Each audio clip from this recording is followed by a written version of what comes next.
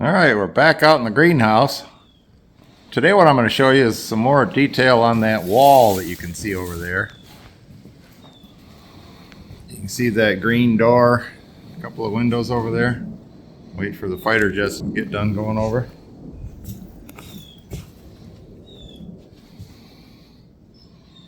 A couple of A-10s. Anyway, the reason I built that wall is just to improve the view from the greenhouse here. And let's go take a closer look at the details on that. See the propane tank hiding out on the back side of it there. These windows are from the same collection that we used. In fact, all the lumber, the door and the windows and the lumber is all from the same collection that we put together that eventually became the greenhouse. This was kind of leftover material, and after we got the greenhouse in place, we decided that we could improve the view over this direction with the rest of it. Had some fun making these signs here, the faith, hope, and love. Made those out of just found bits and pieces of stuff. Take a close-up of those. See, there's a part of a wood chisel and a door latch and a muffler clamp. There's a bearing that is pretty well rusted up and beyond repair. Some nails and bolts, and hitch pins, and plumbing fittings. And hope.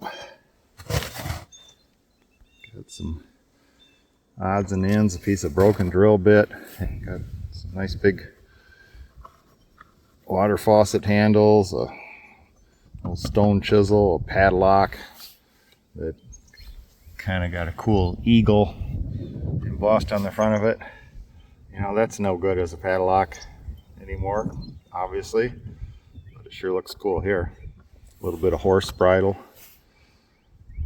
Some of the things you can see I just wired through the board to hold them in place. Some I can hold on with screws. A couple of the things I actually welded a stud onto the back of it and ran the stud through to attach it so that there's no visible fastener or wire from the front. I think if I do it again, I'd probably use copper wire so that it would age a little bit more invisible.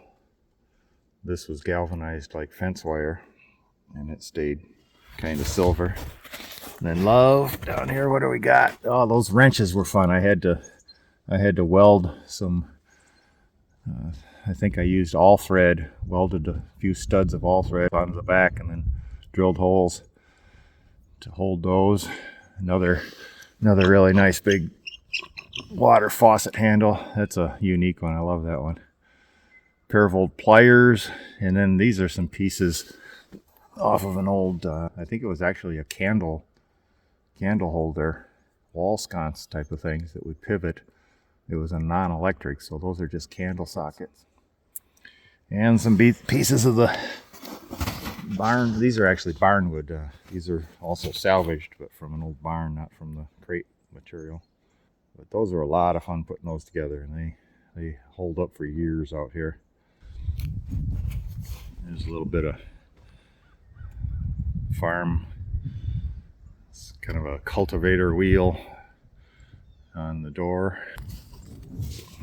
A little bit of headgear there donated from a roadkill.